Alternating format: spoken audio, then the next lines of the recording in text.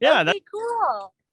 Hey, thank you so much for hanging out with us here at Play 92 in Regina today. How's everything going? You're on the road right now. Are you on your way to the province or? Oh, Yes, we've just crossed into Saskatchewan. Tonight we're going to Saskatoon from Red Deer. We just got our first ticket from your lovely RCMP here in this province of Saskatchewan. Very fine individuals. oh no. That's That okay. that just that prolongs the I guess is there a love-hate thing between, because you're from Winnipeg, you grew up in Winnipeg. I know there's a kind of a rivalry between Regina and Winnipeg and Saskatchewan and Manitoba. Are you feeling that? Did you feel that growing up? Are you feeling that now still? Never. I didn't know there was a rivalry. My dad lived in Regina when I was in high school, and he taught at the Wascana Institute. Oh, really? Okay, so you have a connection with the Queen City. So you were here pretty often, I guess, growing up. Yes, definitely. And he was a lifetime um, football fan.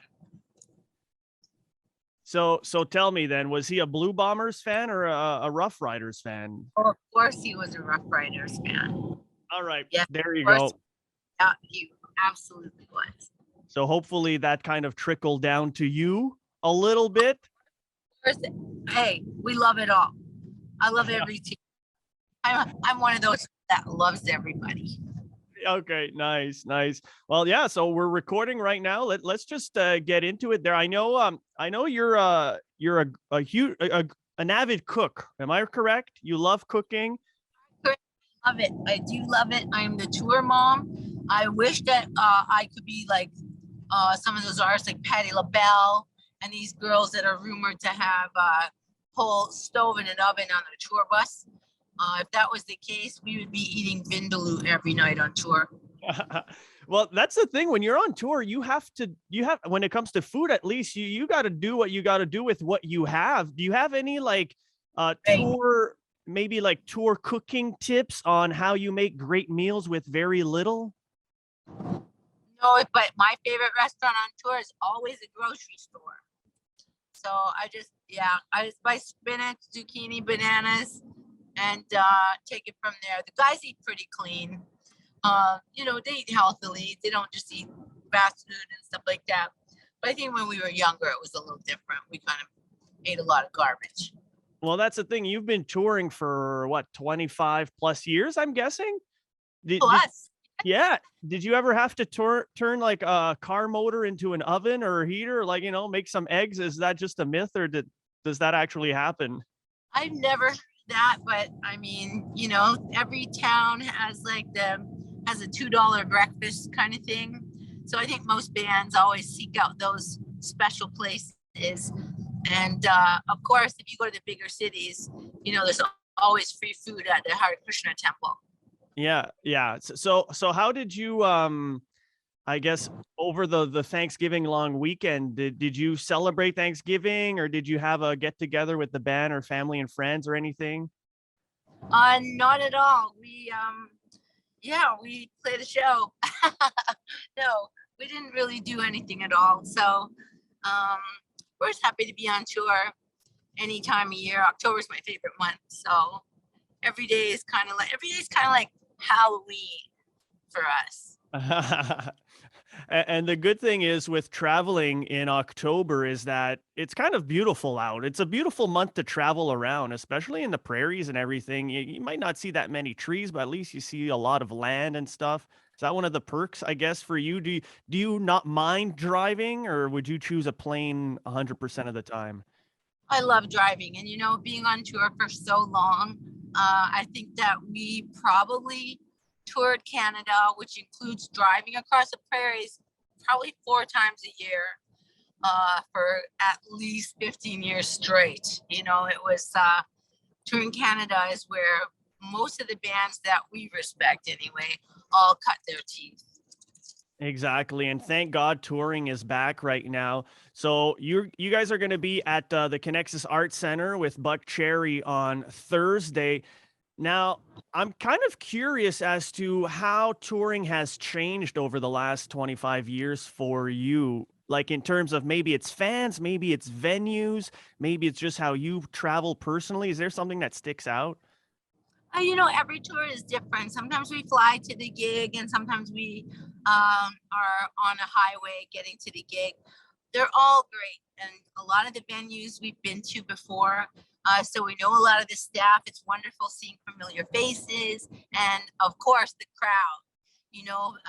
Being an artist that has been touring for almost 30 years, I have fans that grew up with me, and they've all gotten older along with me. So now they get a babysitter and come down to the show, and it is awesome to see familiar faces. Yeah, the fan experience has evolved a lot, and you've seen it. Like, I'm guessing, like back in the 90s, early 2000s, it was all about the autograph. Now it's all about the selfie. Are you more of an Yes, autograph or more of a selfie type of person when it comes to I fan do interaction? both. I do both, and most people do want a selfie. We call them selfie lines now. But obviously during the pandemic, it just isn't really possible anymore. Yeah, I wish we could. We used to do 300 person autograph signing after shows for many years, but the pandemic has kind of thwarted that. So hopefully one day we can get back to doing the selfie lines and the autograph lines. It's just really amazing to Yeah, talk to people and to have that connection. absolutely. Do you still have dogs, by the way? I do. In fact, I have a little peanut with me.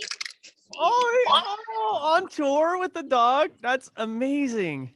I know she currently has an injury. She's got a sore paw. Um, but she's great. She's 17 months old, and I did have dogs for many years. They got older and passed away, um, as we all will. So it's nice to have a little dog back in the tour vehicles and back on the road with us.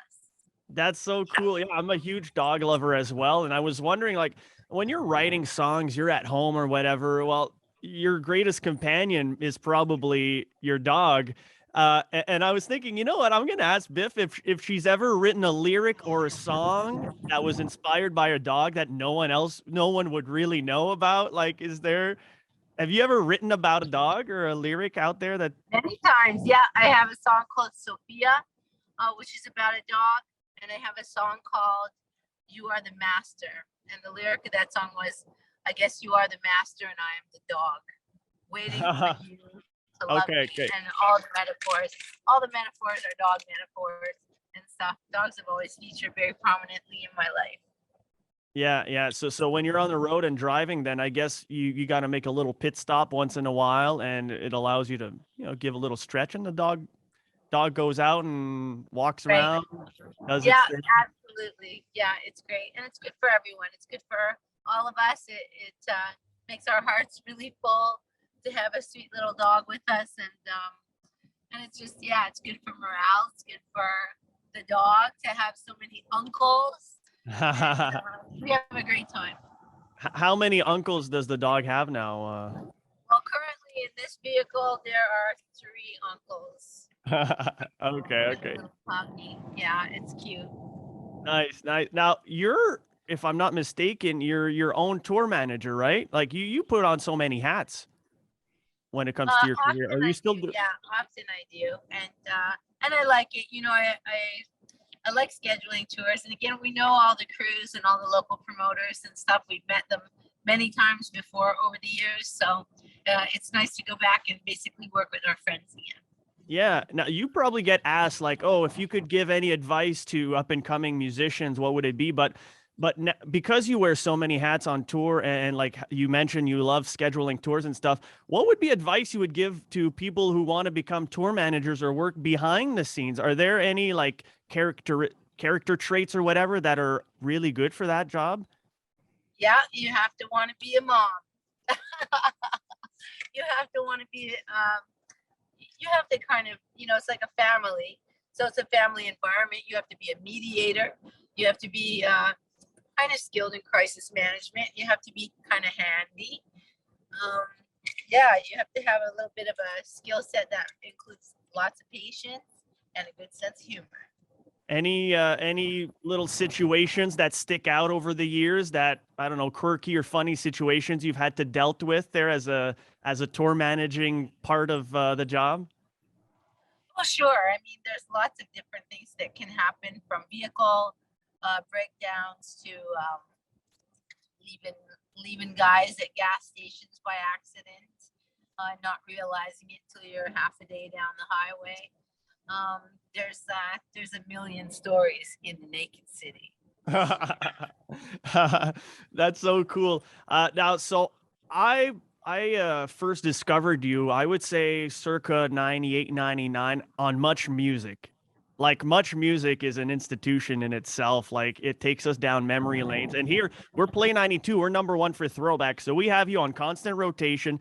And I was curious to find out like what kind of 90s trends or maybe early 2000s trends were you into? It could be artist, music, maybe fashion trends, something you missed that you really liked back in the day.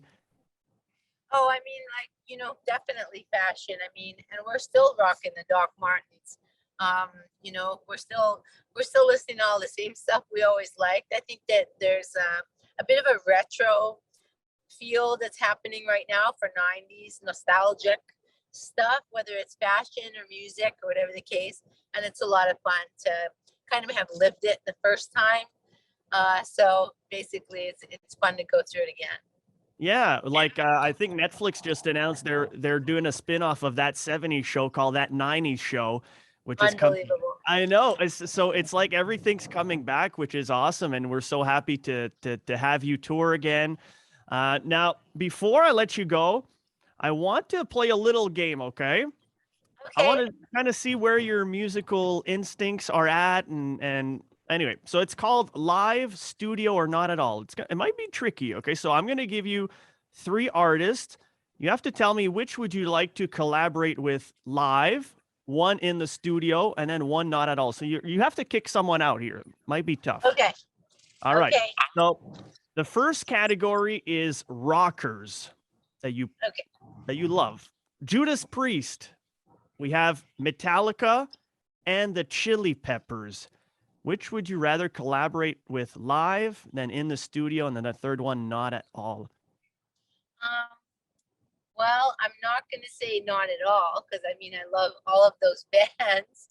Live, I would have to say the Chili Peppers, of course. In the studio, Metallica, of course. But I love Judas Priest, and I grew up loving Judas Priest. My first record ever was Unleashed in the East by Judas Priest. So I can't really say not at all to them, but I don't know. Okay, they're the odd group. Metallica in the studio would be pretty cool. Now, if my memory serves me right, you've met James Hetfield once, so maybe you want another shot at that meeting, perhaps? Oh, absolutely. James is a great guy. It's a wonderful band. We were lucky enough to cover Nothing Else Matters on a record once. So, yeah, we love all their songs. Their new record is amazing. It would be great to do a cover of Moth Into the Flame. As long as I don't have to play the guitar, I'd be okay with that. Now, let's, for example, with Nothing Else Matters, do you reach out to the band members? Do your people reach out to their people? Is there a mutual understanding there? Okay, it's cool. Or do you record it first and then see what they think? And because do they have to sign off on that? Of course. Yeah. Yeah, of course. No, it was prearranged. And we were very happy to do it. Okay. Second category, we're going to go with our Canadian boys here from Toronto. You're living in Toronto right now. You know, it might be a little poppy, but let's just see what happens here. Justin Bieber, Drake, or The Weeknd? Oh, boy. I like them all. So I would say Justin Bieber live and Drake in the studio. And The Weeknd, I can't say not at all because we're huge fans, but if I had to have just 2 out of 3, I would say those 2. I think The Weeknd is, he seems a little more shy anyway. Yeah. I think a party in the studio with Drake or hanging out with him would be pretty impressive as well. be pretty cool. The guy's Oh, sure. a wordsmith. Yeah. Yeah. Okay. The last category, because I believe you were touring around. Your husband is your guitarist, right? That's right. Snake. Oh, yeah. So you guys both play in the same band. So we're gonna go with couples here for the last one. Okay. We got Jay-Z and Beyonce, Tim McGraw and Faith Hill, or we got Gwen Stefani and Blake Shelton. Oh boy. Well, I'm gonna say live. I'm gonna say Faith Hill and her husband. In the studio, I'm gonna say Beyonce and her husband. And then with Blake and Gwen, I would say they're probably pretty busy all the time anyway. So it's okay if I only have to pick 2 out of 3. I think they're probably pretty busy. Yeah, they just got married. They're probably like on a 2-month honeymoon or whatever. So yeah, okay. I like that. All right. So anything else maybe we should know about what's coming up there on Thursday with Buck Cherry? Like what how do you go about honing a set list or picking a set list for Thursday's gig, and like what can we expect from Well, the you show? can definitely expect all of our songs that people have requested. So we take requests, obviously, to make our set list. We'll be playing songs like Spaceman, I Love Myself Today, and a song from the new record called Jim. You can watch the video to Jim anytime on YouTube. And yeah, we're just really excited. Buck Cherry are a great band. They're really great guys. They're a long way from home. So we just want to have a great night with them. Yeah, and you've already mentioned it. You're a Rough Riders fan, so you know when people show up, everybody just know that.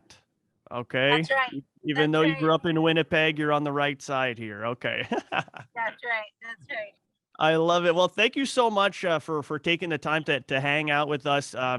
You're truly not only are you a great musician, you're just a great person overall. You with everything you do as a humanitarian, and yeah, you're a strong Canadian that we're proud of, and So nice.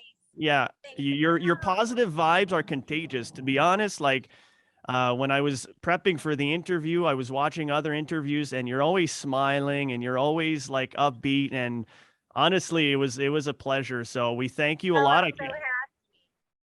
I can't wait to see you on Thursday night, and I'm sorry for you getting a ticket. That's okay. It's okay. We always say, as long as the cop is hot, we'll take it. So yeah, it might be a long drive. The land is flat, but hey, at least we have hot cops. Okay, well. That's right. Hot cops and a beautiful scenery. Nice. Well, thank you so much. Appreciate it, and safe drive. Safe rest of your drive, I guess, and we'll see you Thursday. Yeah, I can't wait. Okay. Bye, Biff. Bye.